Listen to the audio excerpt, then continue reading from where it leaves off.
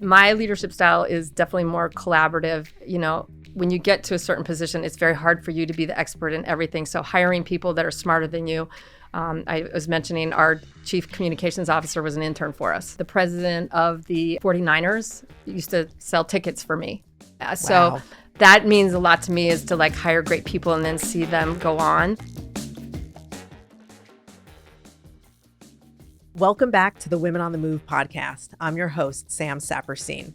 In today's episode, I'm speaking with Lara Price, the Chief Operating Officer of the Philadelphia 76ers. Lara has had an illustrious career with the Sixers, starting as the Director of Marketing in 1996 and working her way up to COO in 2019. With over 20 years of NBA experience, Lara has been a trailblazer for women in sports leadership and has played a pivotal role in shaping the 76ers business operations and community engagement strategies. Lara will share insights from her journey, from navigating an industry traditionally dominated by men to leading one of the NBA's most storied franchises. We'll discuss her leadership and how it's influenced the organization's success, both on and off the court. Lara, welcome to our podcast. It's so nice to have you on. Thank you, Sam, for having me here. I'm really excited. Thank you for coming up from Philadelphia. We're Absolutely. really happy to start with you. So you've had such an impressive career trajectory with the 76ers. Would love for you to take us through your career when you started with them and really the main milestones along the way. Absolutely. Starting out young, I played basketball, and it was always a dream of mine to be in the professional sports world. So I was able to get a job at the NBA League office here in New York.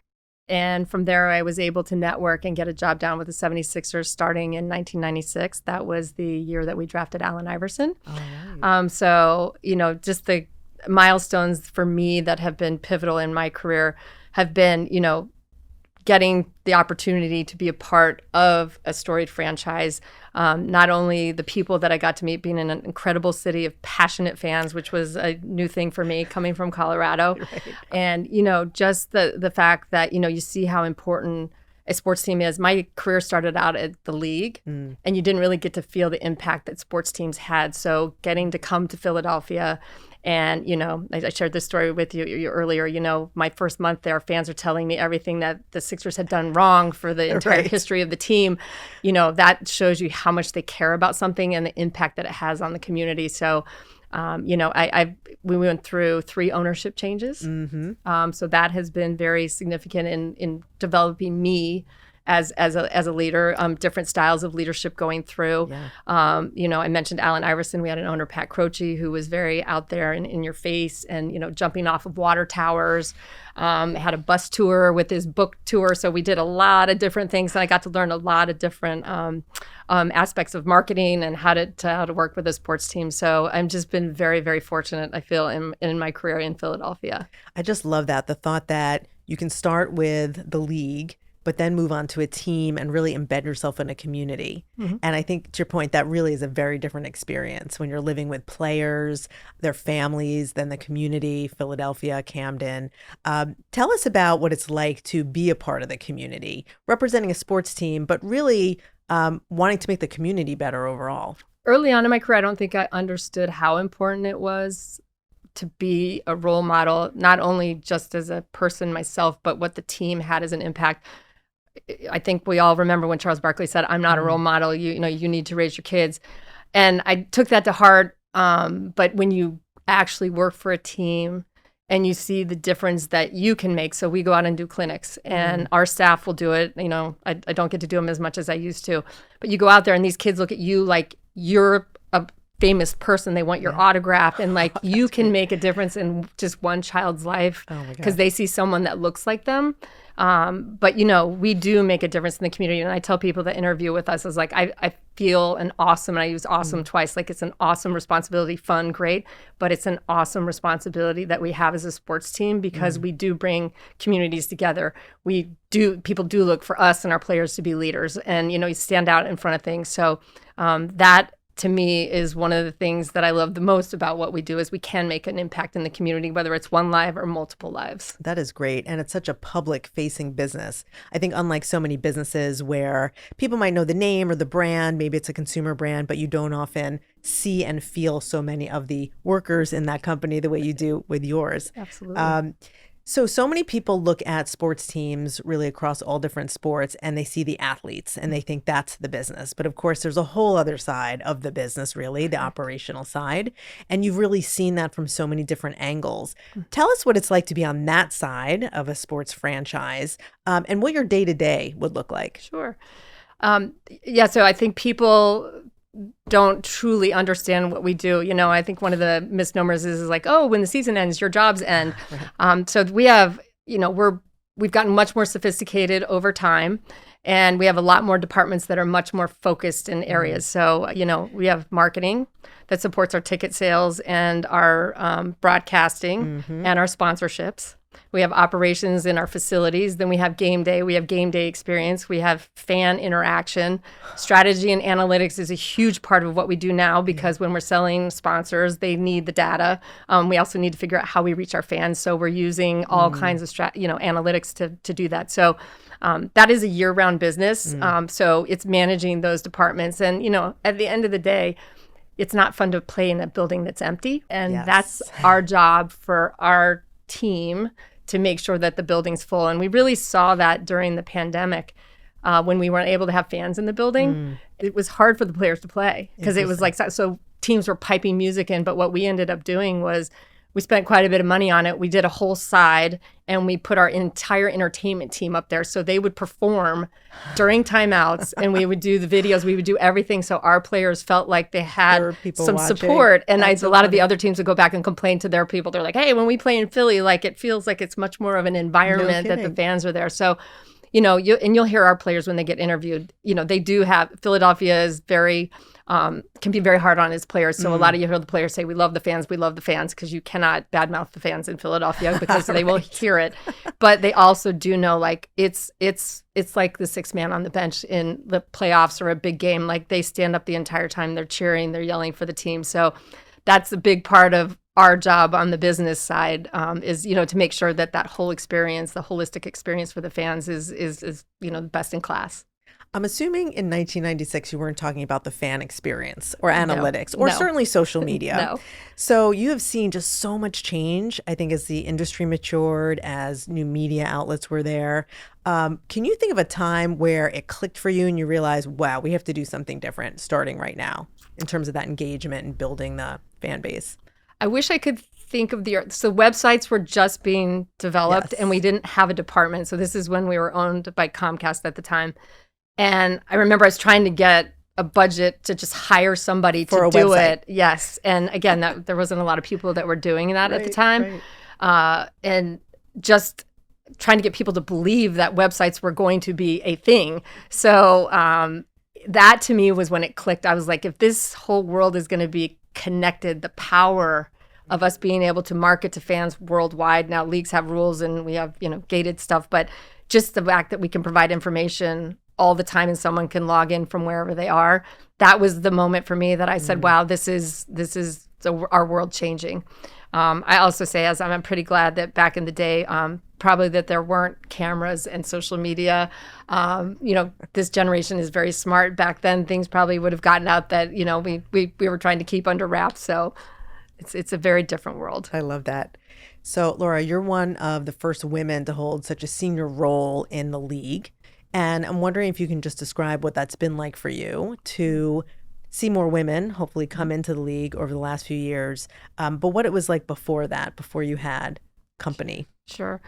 I've been very fortunate, and when I started out, there were not a lot of women at all. All I had were male counterparts and looking up to see males. So I fortunately had very good male mentors that championed my cause. So I do not want to give any disrespect to any that there weren't women back then. We've gotten so much better. When I got to the league office, I was hired by a woman, and then I had another woman. So that was Paula Hansen, and then Susan O'Malley was the president of the Washington Wizards. So she took me under her wing too. Both of them took me under the wing, and then Val Ackerman was the only attorney. That was a woman that worked for David Stern. So I got to see her in action too. So those were my role models that I could see that I actually can do something else than what the traditional roles for women were. I also say that there were glass ceilings, but I was too naive to know that. So Just kept going. I just kept going, and I just tried to work hard, stick my nose down, learn as much as I could, and, take mentorship wherever it came. And again, most forums, a lot of times it was men, but once I started seeing more women, and then for me, now seeing more women, it's incredible to me. It's incredible to see, Lindsay Harding, who worked for us. She's now an assistant coach on the Lakers bench. First one ever. She was the first G League coach to win, Coach of the Year. Those things to me are so incredible to see. We have, women GMs on the baseball side. So that's the side that typically hasn't seen as much growth with women on that side. But, Adam Silver, the NBA is very focused on, giving the opportunities equality, whether it's the officials, the coaches, and especially on the business side, that having women, and we have a lot of women in high positions in our organization. I'm very proud of that, and continuing to be mentors, championing the cause for other women, whether it's in our industry or not, just making sure that we're helping that next generation. I love that. And the Sixers does have a lot of women at the team and really running things. What do you think attracted them to the organization, and how have you thought of helping them to continue to grow their careers? It's important to me, but I feel like it's in the DNA of our organization. What I like is, I'll use an example, is a woman in strategy and analytics that we recruited across from California. She's very uneasy about coming because her family is all in California.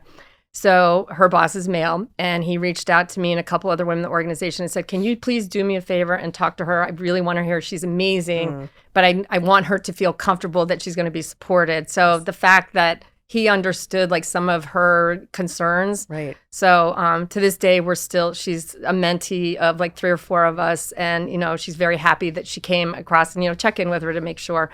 But that's the kind of stuff in the culture that I'm proud of, that I want to make sure that all of us are focused on. So we're getting diversity across the board, not just with women. I love that. So talk to us about your leadership style. And how did that evolve over the years in terms of what you picked up along the way from different roles? Sure. So my first boss, may he rest in peace, was more of a dictator. So I learned a lot of what to do and not what to do. Important also. Yes. So I think that helped me early on. And then, watching some of my mentors, and like I've had great coaches throughout my lifetime too. My high school coach, she was a John Wooden fanatic. So we would have to sit there with our eyes closed in the locker room and listen to him on cassette tapes talk about his pyramid of success. So a lot of those things like I picked up, but when you're with a team, there's no I in team, as everyone says, but it's very collaborative, and everyone understands their roles. My leadership style is definitely more collaborative. When you get to a certain position, it's very hard for you to be the expert in everything. So hiring people that are smarter than you. I was mentioning our chief communications officer was an intern for us. Oh my goodness. The president of the 49ers used to sell tickets for me. So that means a lot to me, is to like hire great people and then see them go on. So I think that those kind of things are really important in what kind of culture that you're building and your leadership style. So I need someone to tell me if I don't see something, and I'm okay with that. I really, and I think you get much better buy-in from everybody if they all have a voice in what we're doing and they feel like their voice is heard. Ultimately, I have to make the decision, but I just feel like the collaboration, they'll tell me if I'm missing something, and feel like they have a part of it, and then we get much better results. So you were an athlete growing up. You continued to play basketball in school. Do you think that helped you as an executive? We see so much research that many women in the C-suite actually had athletics backgrounds, and that really helped them get there. Do you think that was important to you as well? I do. There's a lot of things that I can pull from sports. I don't think it's the only thing, because we do have women that didn't play sports super competitively. So they might have done it recreationally. But, just the grit to find it within yourself to push through boundaries where you thought that you couldn't. The teamwork, communication is critical. Listening, women are always good at listening, but that's really important too. And just the curiosity to learn more. So I do credit my sports background on that, because I think there were times I can remember back when I was younger, I was like, I can't run this race, and I would walk instead of running, and then someone would pass me and I was like, push through. So I think sports helped me get that, where I thought I'd gone as far as I could, and I found something else within me to go further. I love that. And what about the concept of failing, of getting back in the game after a loss? Do you take those lessons with you now? I do. My high school coach did this to me. So I would mess up in a game and she would pull me out and I'd get more mad. And the next game we would start playing again. I'd mess up. She'd pull me out. So one game she sits me down next to her and she said, "Have you figured out why I'm pulling you out?" And I said, "No." She goes, "Well, when you do, then you'll go back in." Oh my goodness. So Ooh, a couple more games. And she sat me down and I said, "I put my head down every time I mess up." She said, "Yep. And then you mess up again." She said, "I don't want you to show any emotion. Just get back and play defense." Wow. So that's the kind of stuff that, teaches you something where you're aware of what I had no clue until she pointed that out to me. So that was a super helpful lesson for me. A great life lesson. Yes. Just keep your head up and Yep, keep going exactly. forward. I love that. So let's talk about the diversity first within the NBA. Mm-hmm. So the NBA is getting, I think, relatively good gender scores in terms of its diversity efforts. Do you think the NBA has done a good job here? And what do you think that league could do better? So I would say, it starts at the top, and Adam Silver's very focused on it, and the ownership as a whole. I think everyone can do better. You start looking at the scores across the world, like the equity, there is a big gap in equity. So for the NBA, their foundation, for our team foundations, we're trying to focus on a lower level, like making sure education, safe play spaces, health and mental care is there. So we're getting that, so they have a fair shot at the, moving up into college, and then from college you get to do internships. So that is a focus of the league and their foundation. It's a focus of us. So we can do better. We need more women. We need more women on the football, basketball, hockey operations side. We need more women running the teams, and it's happening. We'd like to see it happen faster, but it is happening. So I always say we can always do better, and we all have to stay focused on it. Yeah. And it's an effort that is well worthwhile. The stats are there.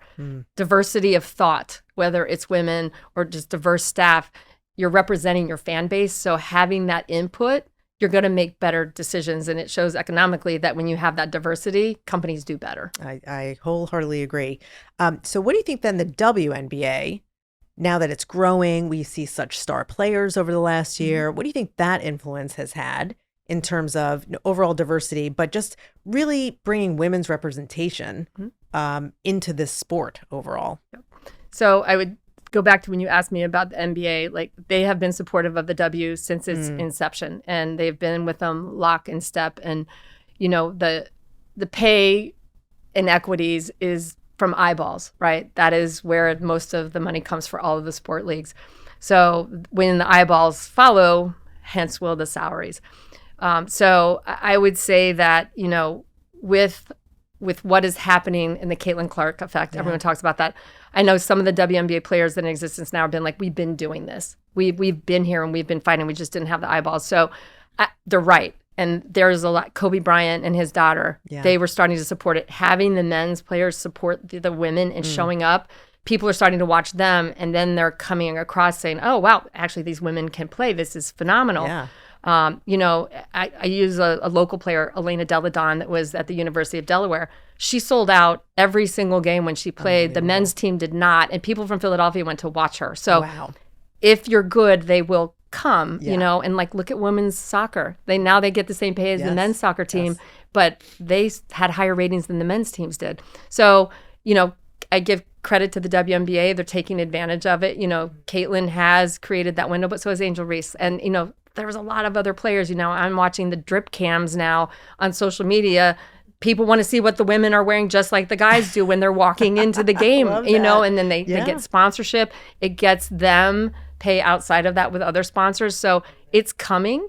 And, the W is taking advantage of that with the recently announced numbers for the broadcast deal for them. And I think you're going to see even more of that happening. And I'm happy. I just, again, I don't want disrespect to the other players that were there, but they should embrace it because they're going to benefit from it too. No, of course. I mean, you describe a very hopeful picture that everything's moving in the right direction.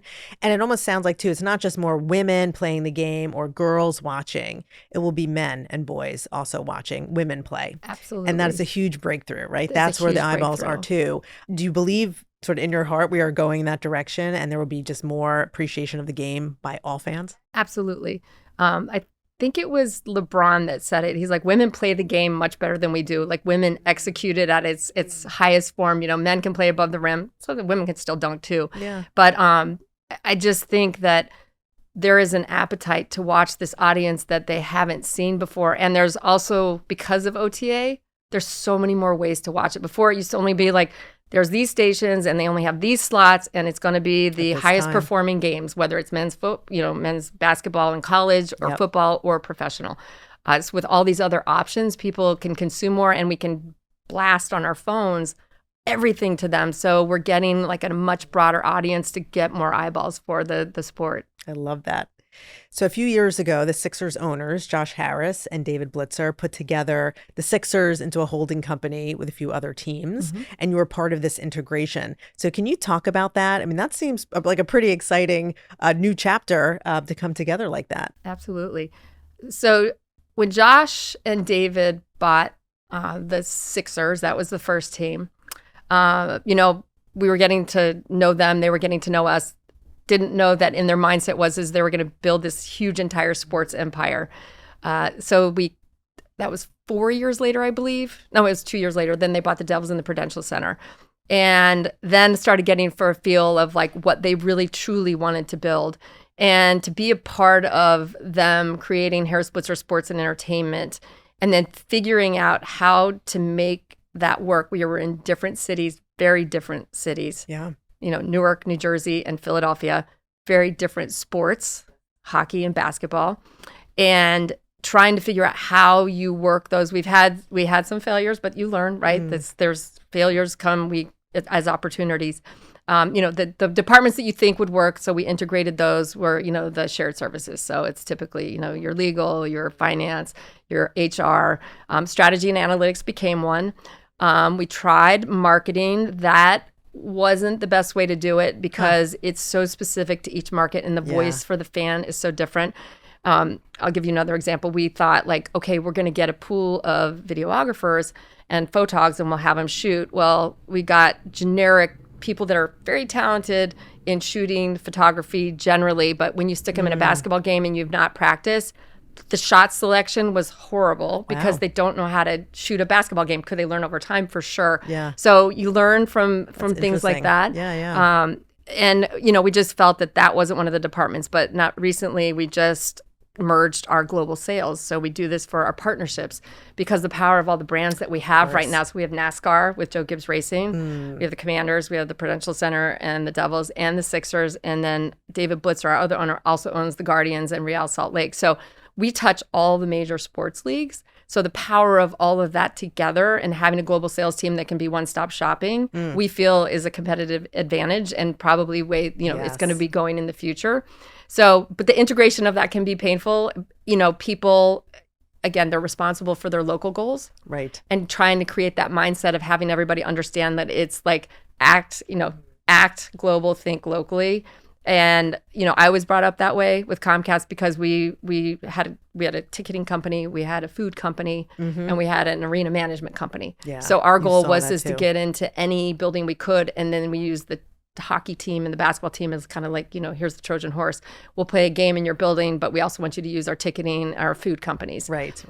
So, it's just that mindset of growth, contracting to expanding. But, with it comes pain, but it's been a phenomenal learning experience for me, getting to meet different people and learn new leagues. All of this it's been great. And, I'm very excited for what the future holds for the rest of the teams.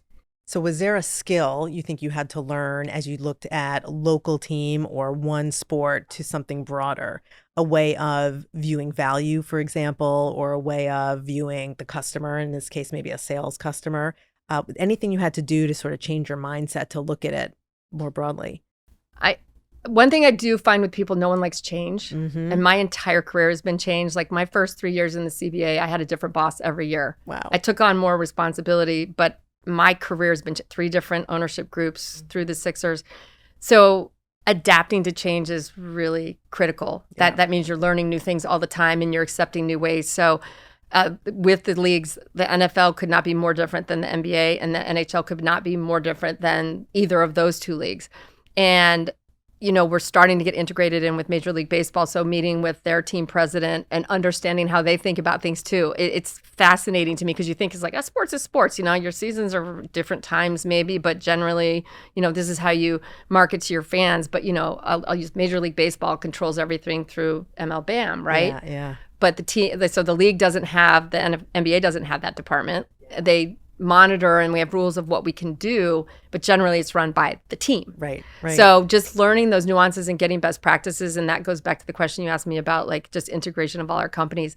We can tap into every league and we can get the learnings of best practices and then share it with each other. We just had company offsites where we brought everyone together.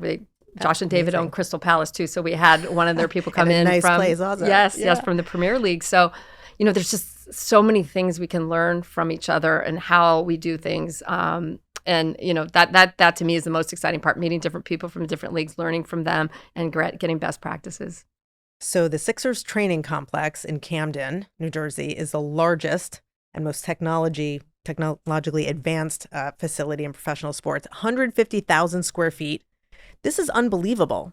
And you played a really important role in having this all come together. So talk about that project. This seems like an unbelievable opportunity to really leave a legacy and really put your mark on something. Tell us about that. So when you talk about, getting the new ownership and things I got to learn, I never really done real estate before. And this was a big one. This was a big one. And the other thing was, with Comcast, they had their own lobbyists. They had their own political machine that took care of the stuff that we never had to. So I got thrust into that. And it was a phenomenal learning experience for me. But, when Josh and David purchased the team, we were the only team in the NBA that did not have our own practice facility. We were at a local college and we had one court. They shared a weight room with the students. Which it sounds like, right poor people, like this is, poor them, but it really wasn't. It's just, this is the standard of recruiting players. Like it was a school of osteopathic medicine.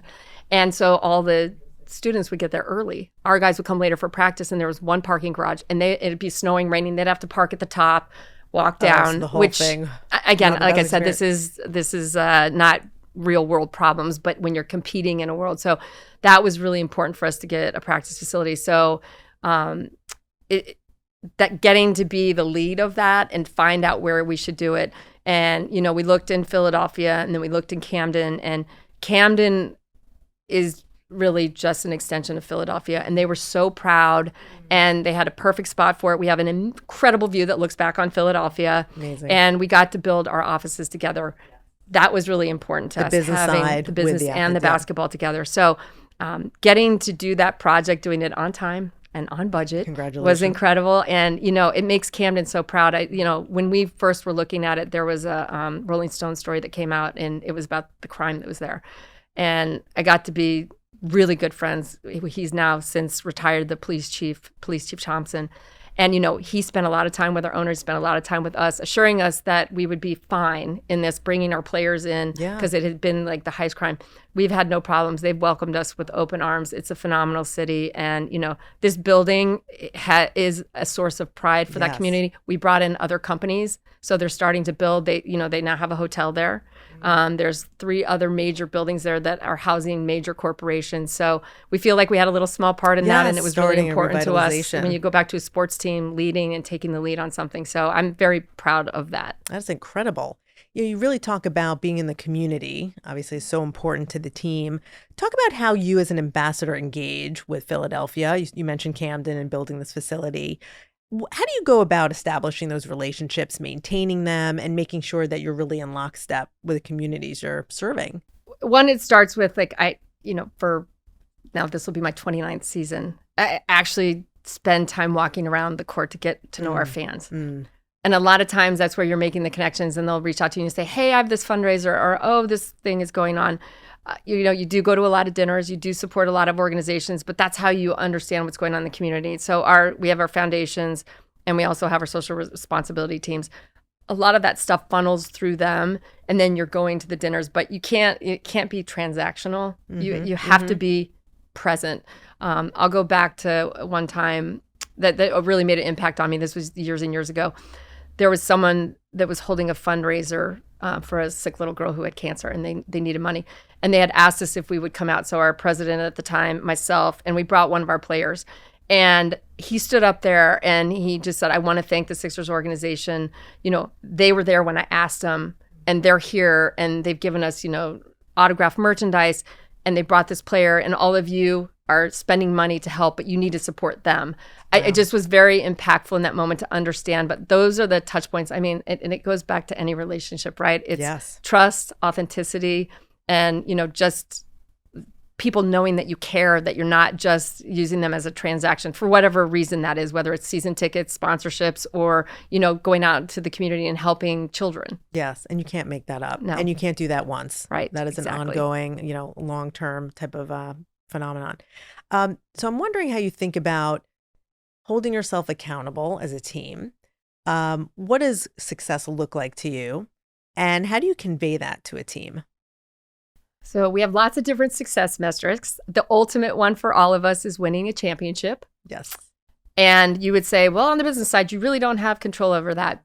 But what I would counter to that is to say is that we're the team behind the team. And when the team, we had some building years there, it was our job to fill the building for them. And then they will eventually catch up, they'll pass us, and then we'll ride their coats, right? You go to the finals, then, we're just, you're like, yeah, you want to buy tickets? We have a waiting list. Sorry, you can't do that. So, holding ourselves accountable, I would say that's the ultimate goal of the organization. But by department, we have metrics. We measure everything, so we set season ticket goals. We set our budget goals for sponsorship, broadcast ratings, social media impressions. So there's all kinds of analytics that hold us accountable to what we should do. And then the basketball side has their own version of that. But everybody buys into that.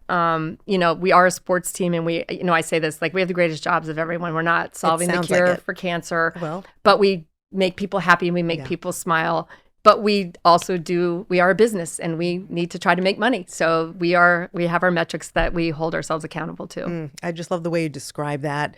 The team is broader than just the athletes out on the court. And when you think about how athletes work together as a team, sometimes they like the spotlight, let's say, in your league, but they need to share the ball, pass the ball with each other. Does that type of thinking also kind of come back into the way you run business operations, that you have some stars, you'll always have people who are really high performers, but you have to bring them together as a team to achieve all those things you were talking about? Absolutely. No one is bigger than the team. You can have a superstar MVP player, but they need 4 other people on the team to help them win, and not just 4, you need the bench too. And that's exactly the same way on the business side.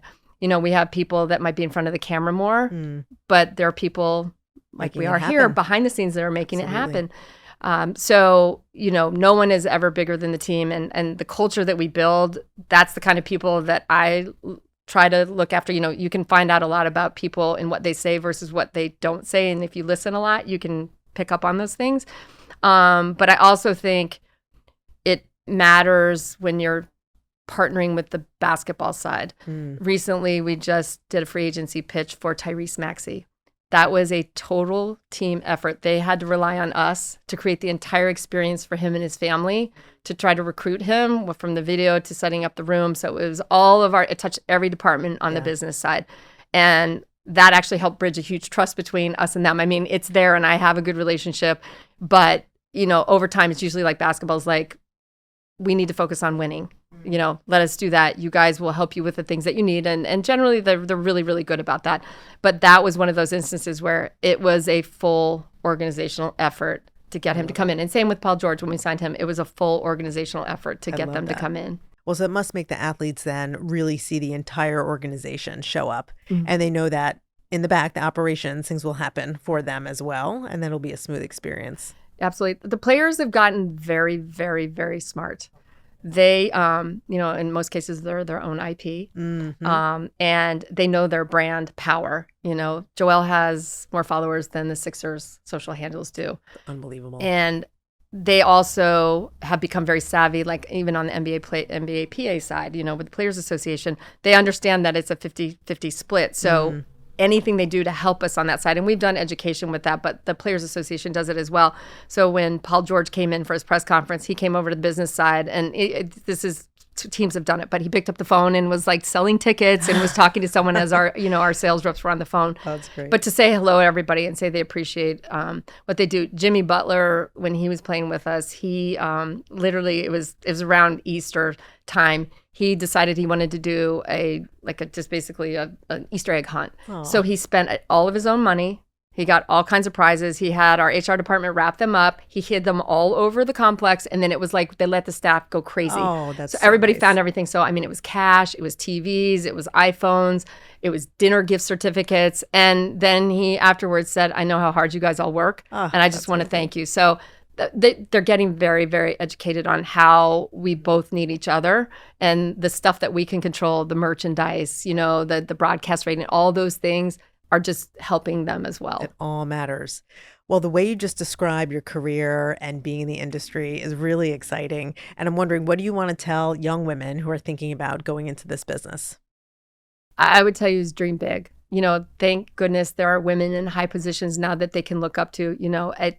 There is nothing to stop them. I didn't have that, but I didn't let anything get in the way. And I just said, go after your dreams. Like whatever it is, doesn't have to be in sports, no one can stop you but yourself. No, literally no one can stop you but yourself.